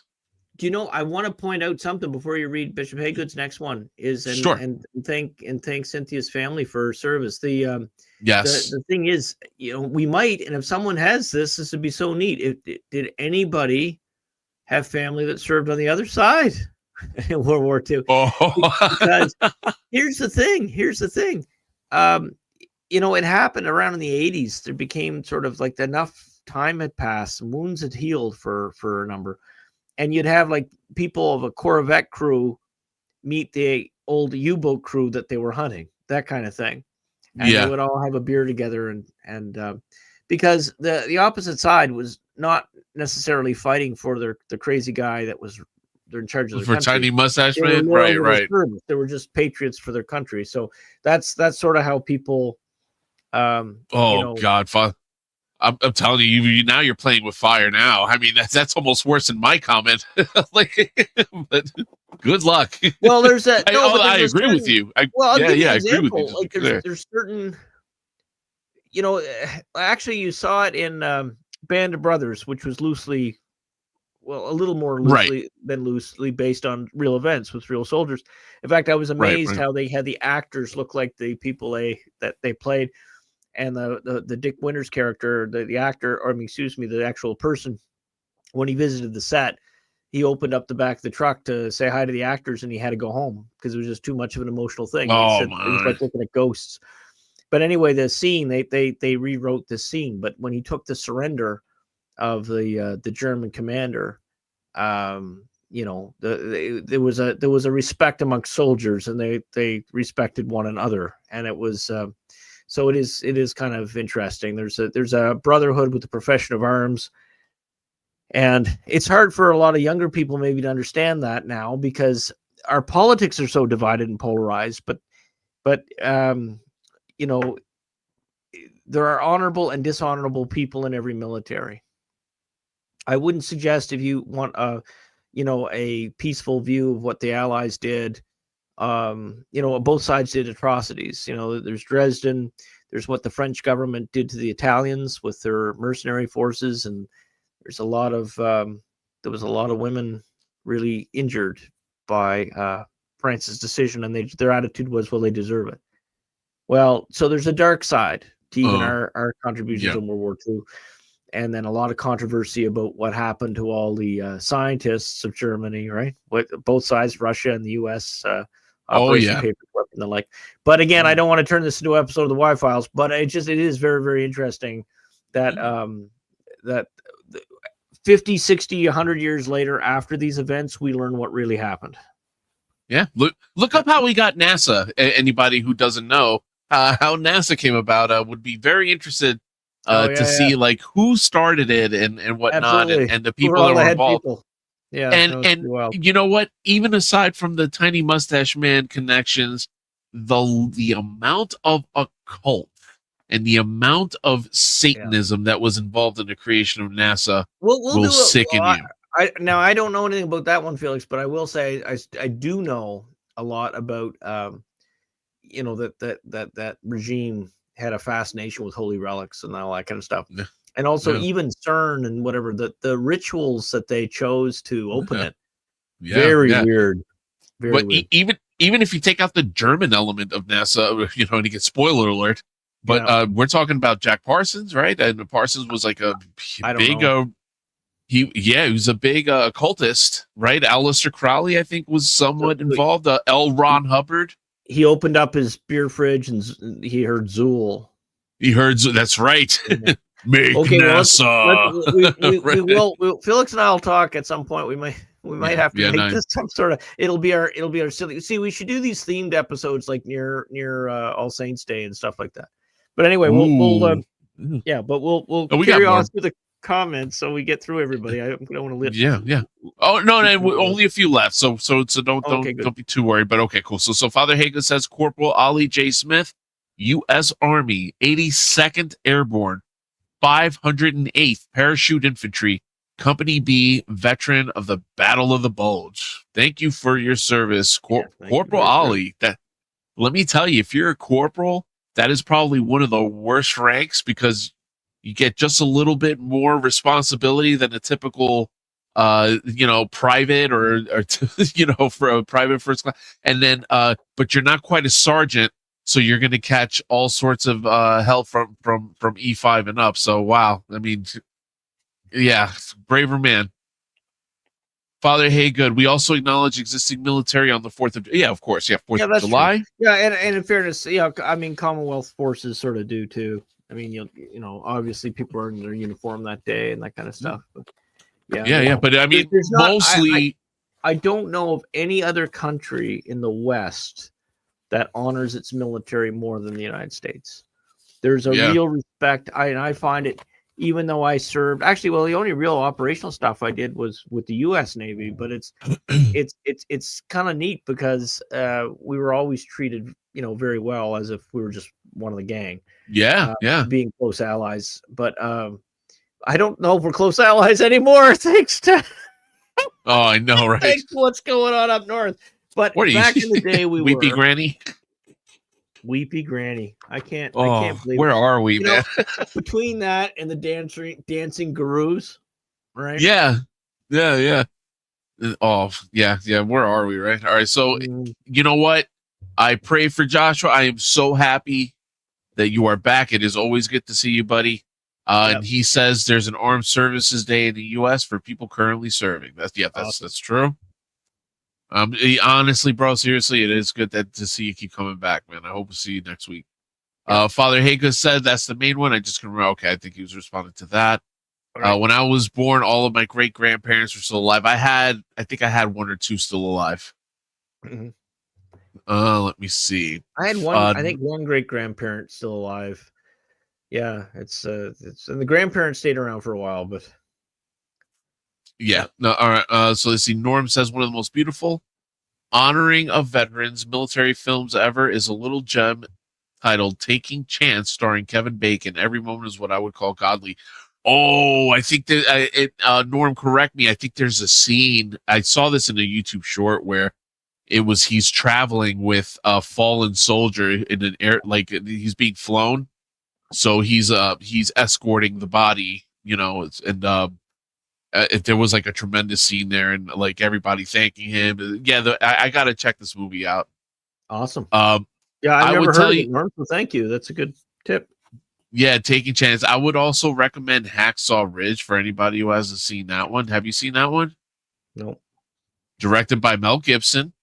Mm-hmm. And it's about this, it's like about a Catholic soldier who kind of had he did not want to use a weapon. He had, you know, one of the biggest heroes in World War II, saved more lives, but he just refused to fire guns and all this stuff. So it was a very, very great story. Michael, my chat is messed up. I think there's something all around. It could be that 3-Eye Atlas just messing with our signals here. That's why we're getting bad reception and bad resolution. That's so right. We'll get it glasses. It'll be 4-Eyed Atlas. I know, right? that actually deserves. Come by and take me away now. I know. Yeah. No, that really deserves one of those. There you go. It does. Yeah. All right. Joshua West, there is a reason General Sherman said war is hell. General Sherman from Civil War, right? Yeah. So, that's a very good point, Joshua. You know, every once in a while, like everybody gets frustrated with one another in the country and they start talking about Civil War. And, I mean, people have no idea. That's the worst kind of war there is. And people have no idea. Disgusting. Like, even if your side wins, it's beyond hell. So it's, heaven forbid we ever end up in that thing. But yeah, absolutely. War is hell. Anytime someone, you're right. Anytime someone says that, you can immediately write off their opinion as ridiculous. Okay. Yeah. They don't know what they're talking about. Yeah. I think like God, in sense of wanting it, right? In sense of wanting it.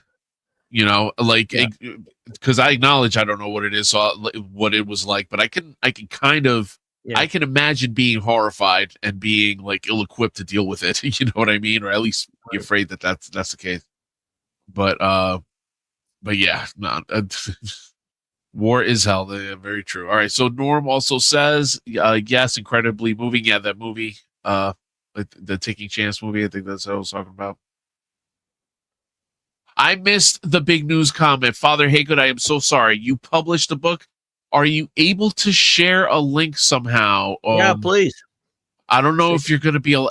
They might block. I don't know if YouTube will let you. But you know what you can do? You can space out put a couple spaces in the link, and then we'll know. And then and I'll put it in correctly. Get us a link or give us some info on here, and let me see what I can find here on my own.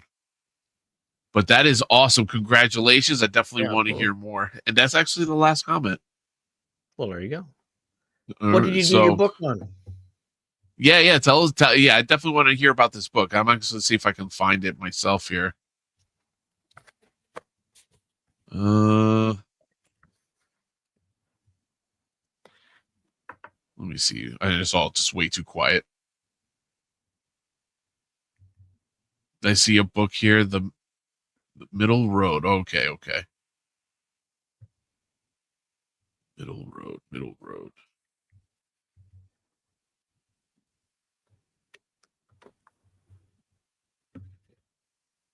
Okay.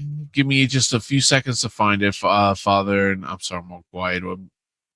What else do we talk about while we do this? Well, just I'm grateful that you guys all came out. I knew that the particular title and thumbnail would not be overly attractive to a lot of new viewers necessarily, and it's kind of niche, and especially since 90% of the audience is American. Why would they care about a Commonwealth holiday in a way? But I'll tell you why you should care, and you should care because, like I say, Canada and to an extent the UK are like canaries in the coal mine. And those of you who aren't aware of, anybody who grew up in a mining town knows exactly what that is. But if you haven't, basically miners used to take a canary down as sort of a mascot, as a little pet or whatever. And if the canary died, just dropped dead, it would its oxygen requirement, like it would be a warning to the miners, we've lost our air, so you get out. So that's where it comes from. So the problem is, like, all of these things that a lot of, I guess you call progressives, want to try. Like, when you think about it, North America has so many like states and provinces. Like, why not just trial all these ideas out and see, okay, which state or province wants to try this new healthcare system, or try this new car insurance scheme, or try this? Why don't we actually make everything sort of data centered, right? And as much as possible. And that would take, people of goodwill to work together. But then we could just like make it a friendly competition instead of hating one another.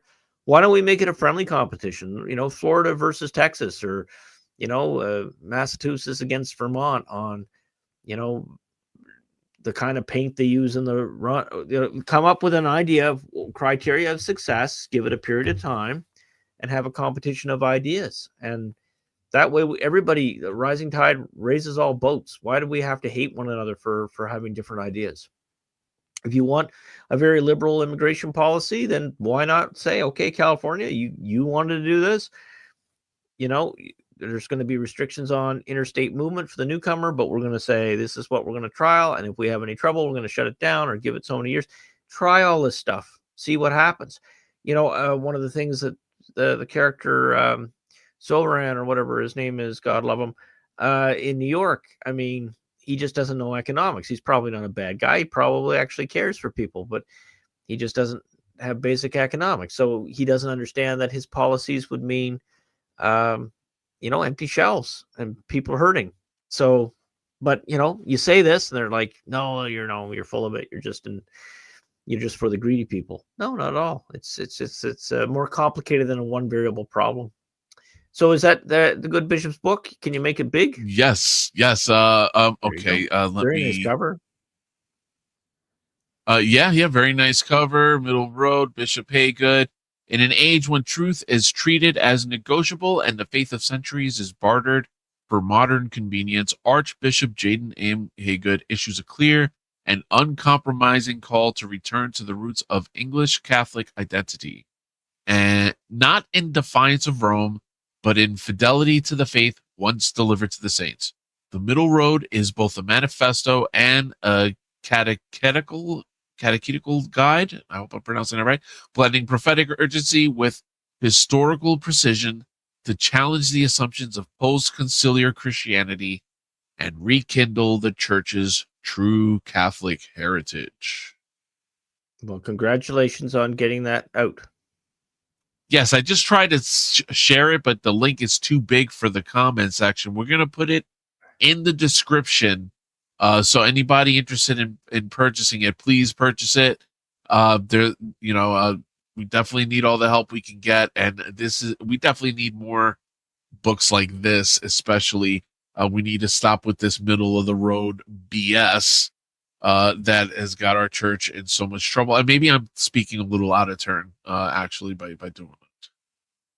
I think I should leave that what to you. Felix is trying to do is thank and encourage the good bishop. Actually, what you ended up saying, Phil. I know what you meant. I think our audience know what you meant, but it came out like this middle road is BS. Yeah. I know is not what you meant. That's not what I was saying. Yeah. No. What I was saying is like this whole like lukewarm that we're being teaching, which I think kind of ties into what Bishop Haygood is talking about. I'm going to venture to guess like we got too much lukewarmness going on and not enough like yes or no, or let your yes be yes and your no be no type thing. And that's how we end up with, don't mention Jesus in the spiritual speech today because we don't want to hurt feelings. It's like, no, you gotta get away from that. Yeah, it's pretty crazy when you think about it, that if a military has a chaplaincy and then won't let them invoke the deity, right? That's kind of bizarre. Yeah, like it speaks bizarre. to the bishop's book's point, right? Like, yeah, that's what it leads to. Yeah. It's what it leads to, and it's by design. It's not like, oh wow, look, this is what happens if this is, with this ties into earlier. We'll go down it again, but this is a demonic attack, and this is like what they're pushing it towards. This watered down middle road, right, or middle of the road garbage that God is going to spit out on the last day, right? Yeah, you can look at it two ways. On one hand, you want a middle road in the sense that you don't want to, you just want what God wants. You don't just yes, that's true. To be heard over one or the other. And the other sense, take your point, is that some people think that the middle is an exact center. It's rarely an exact center, right? So correct. So that's kind of what I'm getting at. I have friends that are like this. They pride themselves at being a centrist so much that they think the center has to be exactly in between, sort of like the Overton window, but they've turned it into this sort of like a little personal manifest, So it's but there's definite truth that you want to avoid. An example would be, when Catholics meditate on the role and office of the papacy. It's that Overton window bounces all over the place depending on the century.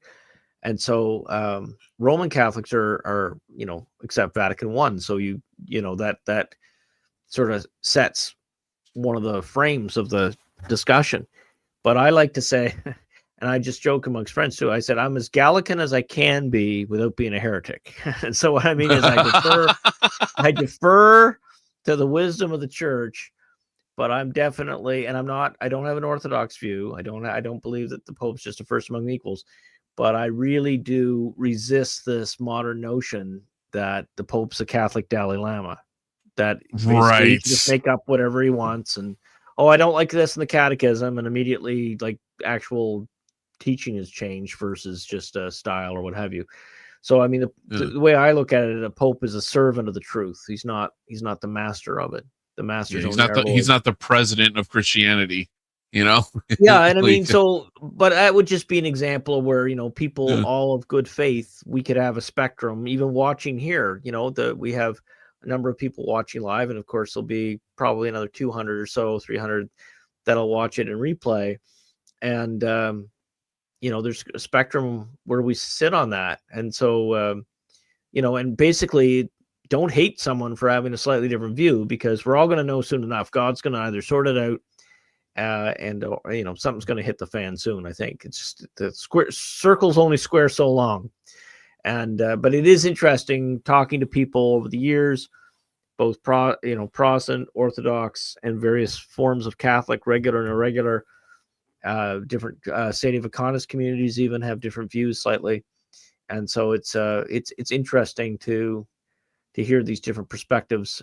And I just you know, like I say, I just if a pope's teaching against a council, there's a problem, right? So it's you know, so but anyway, that's a big rabbit hole. That's 6 episodes. Hey. That's not even that's not even a 5-minute rabbit hole. That's 6-episode rabbit hole. We should have another show and just call it the rabbit holes, you know, and rabbit holes. We should do it maybe 4 times a year. We'll just have the rabbit hole episode. The rabbit hole we'll episode. Catch up and all the crazy.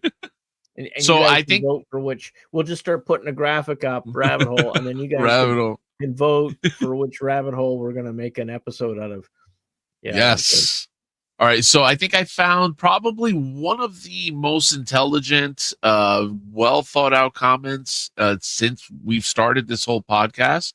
It comes from Michael saying, by the way, Felix rocks. And yeah, there we go. Well, he does. He does. God bless you that you are too kind, and you rock for saying that. Thank you so much, Michael. And we hope, you know, to keep seeing you. That's very nice of you. Absolutely. Father Hagen says it was definitely a labor of love. I will check it out. A little tight on money today, but I will get the book. You have my word, I will buy it. That's awesome. Amen, Felix. Okay. Oh, cool. So I wasn't totally off. All right. And Father Hagen said, hence why the character on the cover is slightly off the path. Let me see. Just as you can see, that's really cool. Oh, that's beautiful. Yeah, I didn't even pick up on that till he said that. No, you did a good job. You know, they say that you know, you can't judge a book by its cover, but the reality of it is that's how people buy them. So you did a fine job, whoever you got to design that, or whether you did it. It's beautiful. Would you believe I have one in my inbox I haven't looked at yet? I went to Fiverr. Okay. No, it was on a recommendation of a YouTuber I followed, and they said this is the book cover. So I did, but mine are all you know, it's easy. There's a couple of them that are in progress, but you guys have already read them for, you know, have access to it anyway, because I published a chapter or a modification of it on Substack. Like, so I'll throw stuff out there, and then eventually I haven't read any of the comments the last 2 weeks, so I've got to go do that and go through. I don't want people to feel ignored, but I had one that sort of went viral for me on Substack. And it basically was, you know, why do people bother, like, with the mainstream church as it stands? And so, again, it wasn't meant to be pokey chest. It was just, you know, just saying, well, this is a problem what we're in. Yeah, you have to acknowledge it. I mean, I guess you don't have to, but the fact that you do is awesome. You know. Well, I mean, I try to. You know, I have already. I've got a couple people. Do you know? I didn't know this, Felix. Do you know that there's a button on Substack that you can have the computer read it to you like a podcast? Oh, wow. I've never tried that, but Father Martin told me, and he made fun of me because he sent me his text, a screenshot from his phone, and he said Bishop Meekel's article, 39 minutes to read. I'm laughing. I thought I didn't think it was that long, but I said to him, in fairness, it's probably the footnotes, but I put a lot of footnotes, and the great thing is if you're not interested in that, you just don't have to read the footnotes. Don't read the footnotes. Yeah, right. But of course, I throw my sillier stuff in the footnotes. So it's 10 minutes of actual meat of story, and then 30 minutes of footnotes. Will appreciate this. You know how there's a footnote convention. You use ibid if you're referring to somebody, the reference before, or use opsited the name. Like if I said, "Hey, good," opsited page, 53. So if I've already quoted them, well, I've made up one. Totally made up, just my own, and I to add to this, and it's called BERF, and so I whenever I read some foolish modernist thing that makes me irritated, I put in the footnote BERF. So we're not don't expect any great scholarly contribution from me per se, but it is very authentic. Now whether that's worth something, I don't know, but listen, hey. Again, I've been doing a little bit of studying on the saints, nothing crazy. Saint Joseph Cupertino, known as, and again in quotes, remarkably unclever, and yet he levitated and floated and gave signs and miracles. Do not have to be a genius for God to love you and to give you His grace. That's right. And for you to perform miracles. So, which gives me so much hope. All right. So, well, Saint John Vianney is the patron saint of parish priests. also was treated like he was he wasn't dull, of course, but he presented himself in a way that people didn't think he was that smart. And so he had a very hard time learning Latin. He was French. He had a which is something, because Latin is a Romantic language like French, but he had a hard time learning it. And so they sent him off to the boonies basically. And he turned it around to great success, and is a great saint and patron there you saint go. for Greece. Come on. Yeah. No, you know absolutely. What I said one time, okay, so not my idea, not my quote or whatever, but some political figure, reporter figure, or some, famous person said that Americans face at every election the choice between the party of stupid or the party of evil. That's right. And it's funny because we all know who they have to be referring to, I guess. But I said, I said to my flock one day, I said that again. I didn't link it to any political party. Let everybody have that in their mind. But then I just said, remember, you can get to heaven stupid. You can't evil. You can't when you're evil. That is a fact. That is a fact. Lord God. Yeah. It's funny because, and I'm sure this goes across like so many people. Like when you're younger, how smart you think you are. And maybe I'm just speaking. I should just be speaking for myself. I used to think I was so smart back then, even though I would try to convince myself that no, we need to be a little bit more humble. I always thought I was smarter than everybody else in the room. And then looking back at almost every single one of those moments as an adult, I was like, I was the idiot in the room. I was the fish. I was the target the whole time. You know what I mean? And here I am. So it helps me with future interactions. Well, it kind of reminds me of the parable where our Lord says, "Don't take the big place at table," right? Yes. Like if you come in, if you're fairly bright, but you come in with a certain sense of, treating everybody in the room that they might be as smart, if not much smarter than you, then if it turns out, that you get put at the head of the table, well, then fine, that's where you belong. But if it turns out that you're not the smartest person in the room and you end up at the other end, well, that's fine too. That's fine. You get no disappointment, and you just want to be where God wants you to be. And it's funny. Every blessing has its cross, right?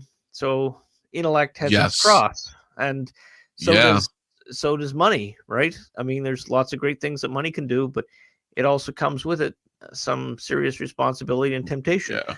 So every good, it has its pain. And knowledge and intellect, what was that? Was like the number one tool that that Satan, tempted us with. It really is one of the more dangerous things. Especially if we're a little bright, right? Because if we're bright, when you look at it, who falls the hardest for some of these crazy psyops? It's the educated, smart people. Yeah, because they trust authority and they admire other smart people. Well, in the back of their head, that's what's running. And so if you get someone who's really deceitful but has qualifications, well, they fall for it easier. So it's a double-edged sword. Yeah, no, it's that indeed. All right, so Father Hagen says this is the first of many. I plan on writing another one soon called "The Layman's Guide to Dying from a Chaplain's Perspective." So, layman's guide of ministering to the dying, Father, or layman's guide to dying. Yeah, I that would be my guess. Yeah, the layman's guide to dying. Which, you know what? It's funny because I was kind of thinking about this. People need to be taught how to die in a way. Like, and it sounds weird, but don't do it in Canada. They'll put you to sleep. Yeah. They're like, oh yeah, come to our class. It's a one person classroom, but Logan's Run. Yeah. And again, when I used to have this crippling fear of death, like really crippling fear. Like sometimes if I stayed up, it would like cause me like really great anxiety. And of course, this was when I was agnostic mostly, and now I don't want to say you had plenty of reason to fear death. Yeah, no. And I still have a healthy fear. I think more I have a healthy fear of the pain associated with death. I'm afraid of dying painfully, which is bad, because I'm like, oh, okay, because if it's a real possibility, especially if things get really rough or worse. Sometimes I'll hear these stories of martyrdom, and I'm like, I wouldn't have done. You know what I mean? Like I would have chickened out, or that Well, would God be my doesn't. fear. That He would be my doesn't fear. test us beyond. That's the comforting thing, and that could in a time of stress could hopefully give you some resolve too. That that he won't test you beyond your means. So Yeah, but I mean, hey, like Peter chickened out.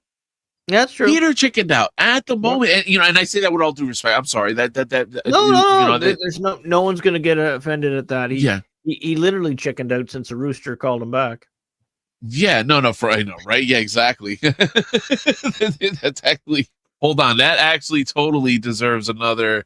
There you go. I know. but yeah, no, he totally chickened out, but he came back stronger than ever, at the head of the church. Like. Yep. But yeah, and he had humility. I mean, the neat thing about Peter, again, a topic for another time, but Peter took correction from his fellow apostles, and he prayed about it and came back and made the decision. So I think he's a good model of church leadership in that sense. Is that yes, there is a collegial aspect, but ultimately there's one person in charge. There's a chain of command in the church, but they only a bad commander doesn't listen to the advice of his subordinates. So. Amen. So that's just it. I mean, a lot of the problems with Rome today are, these guys should be listening to a wider variety of voices that are trying to help them in loyalty. I think of that Father Wenedy, if I'm pronouncing his name right, who was the chief theologian for the U.S. Council of Bishops. He has a great story. I forget what publication it was published in, probably Crisis Magazine or whatever. But right. He had quite a story about how he ended up speaking against Francis. He had to resign, I guess, but he ended up speaking against him. But it was not the same with Bishop Snyder. These men are both very, very respectful to the office, and they loyalty to both the office and the Pope and the Church demanded that they were truthful, and even if it meant the cost of their prestige in their offices, right? So that's just it. Athanasius found himself in exile, basically kicked out of the church 5 times. He's a saint, right? Saint Vincent Ferrer, back in anti-pope, saint. Joan of Arc, condemned by the church as a heretic, saint. Burned, right? Yeah. So I mean, there's the Cristeros thrown under the bus by the church, saints, right? Yeah. So every once in a while, the church were promised in areas of faith and morals, the church won't err. But in terms of its administrative judgments, oh my goodness, it hasn't got anything right from, well, few things right in 2,000 years of circus, right? So it's, but that's in a sense a compliment, because God kept it together. And really the only real rift, I mean, and we're going to agree to disagree with some of our viewers here, but I mean, my assertion is that, that situation lasted to around 2013 with the advent of Francis. And then we've got, now my Say friends, of course, say it's 1958, but there's some issues. And regardless, I mean, we all want to see what God sees. So if the Say are right, I'll gladly admit it. And if the mainstreamers are right, then well, I don't. Again, my mind can't conceive of that. That's like, there's like weird. Yeah. I think I'm going to pronounce this wrong. Something called a tesseract. Do you know what I'm talking about, The Phil? tesseract. Yeah, it's like it's a 2 or 3D representation of a 4-dimensional form. Oh, okay. Yeah. Okay. So yeah, it's a math thing, and I can't really get my head around that. And so it's like you can if you draw a cube, when you're a kid, you learn how to draw a little cube, the square, and then little diagonal lines, and then you can represent a 3-dimensional object in a 2-degree form, a 2-dimensional paper. But if you're going to represent a 4-dimensional object, my understanding is you have to do it sort of in 3 dimensions, which in turn can be imaged in a 2-dimension. And anyway, all this to say is that there's a lot of moving parts with this, with what's going on in the church right now, and it's just trying to get my head around it. There's just, from the perception of the lived day to day, there's just too many square circles. It's really hurting evangelization. Too many square circles. Take all our theological dispute out of it for a moment. Can we at least concede that there's a crisis in who to trust right now in church world? Because there's just, well, how can there not be? Spin the wheel. What do we believe next week? So it's a bit of a crisis. Like, it's not. It used to be just, Latin Mass society versus the new people. Like, and that battle went on from the 60s, but now it's like we're arguing about basic doctrine. We can't even get the Vatican to acknowledge co-redemptrix. So, you know what? It's like the week was so fast, I almost forgot about that. yeah. And I you know what? It almost feels, and I obviously can't speak for everybody, but it almost feels like everyone else did, and it just kind of ignored them and are still like, who's really acknowledging this? The net effect is that everybody's using it in their prayers, including me when I close this today. Yeah. Yeah. All right. Yeah. Speaking of which, shall I, Felix, or is there any more comments there?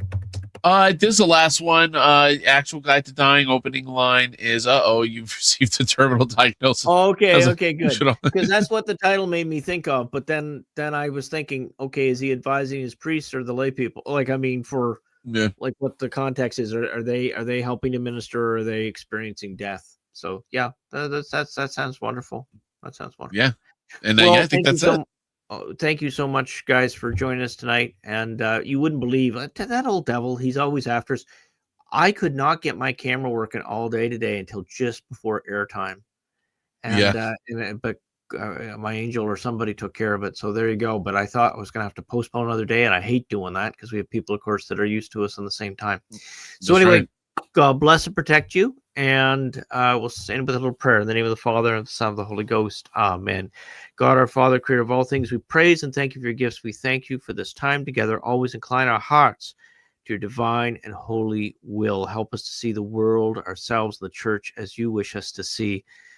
Our Blessed Mother, mediatrix of all graces, pray for us. In the name of the Father, the Son, and the Holy Ghost. Amen. And I shall see you next week. God bless you, and hope you have a good one. God bless you all. Take care.